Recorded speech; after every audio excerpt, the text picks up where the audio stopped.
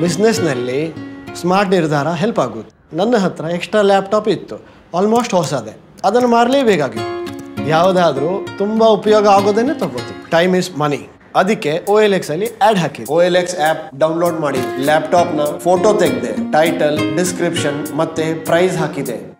ಖರೀದಿಸುವವರ phone ಮನೆಗೆ ಬರೋಕ್ಕೆ ಶುರು ಆಯಿತು. ಒಳ್ಳೆ ರೆಸ್ಪಾನ್ಸ್ ಬರುತ್ತೆ ಅಂತ ನನಗೆ ಅನಿಸೇ ಇರಲಿಲ್ಲ.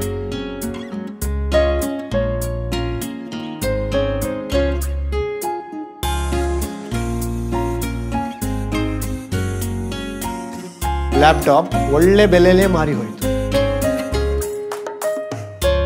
ಅದೇ ದುಡ್ಡಿನಿಂದ ನನ್ನ ಬಿಸ್ನೆಸ್ಗೆ ಪ್ರಿಂಟರ್ ತಗೊಂಡೆ. OLX ಮೇಲೆ ಯಾರು ಬೇಕಾದರೂ ಮಾರಬಹುದು.